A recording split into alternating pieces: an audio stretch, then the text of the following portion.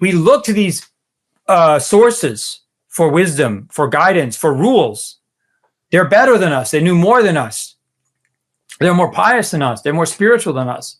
Yep. So, or if you're just like a kind of atheist or something and you love Aristotle, you look to Aristotle, you look to Plato, you look to, Seneca, you look to et cetera, right? Now, here's the problem. Yep. Every religious and philosophical intellectual tradition that I know of had either no problem with slavery, considered it defensible, considered it reasonable, or considered it natural prior to, we're going to be generous here. This would be very generous, prior to 1700. Actually, probably you could do 1800, maybe even more accurately 1900, because these things are still very contested. But let's be really generous.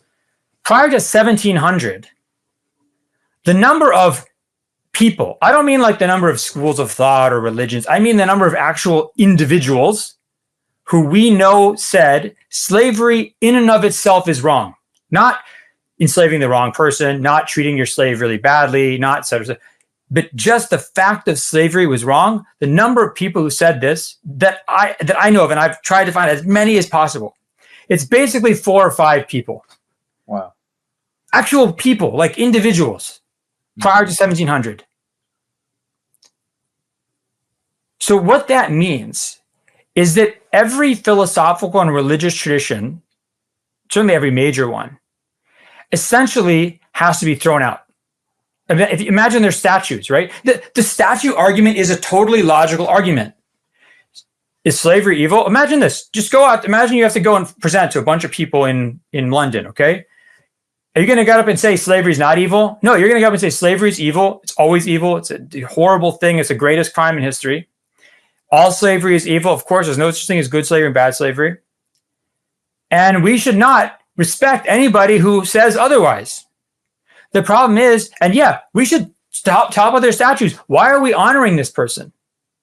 Like, imagine this. Imagine, look, I'm a great guy. Jonathan Brown's a great guy, okay?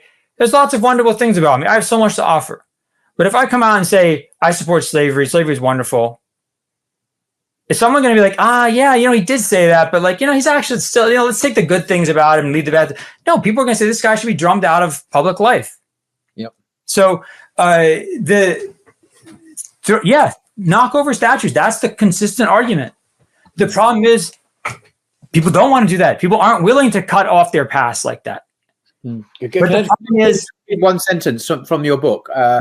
There it is on this page 268, and there are many such passages. Really, you talk about the moral awakening narrative post 1700, 1800, or later, when there was a general shift in consciousness about this.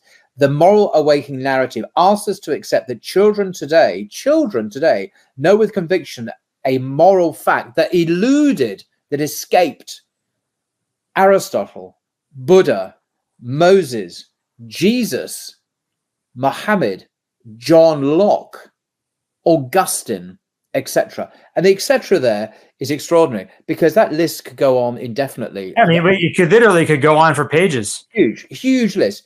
But those are some of the greatest names. John Locke, the father of liberalism. He was a prominent functionary in a slave-owning company. Without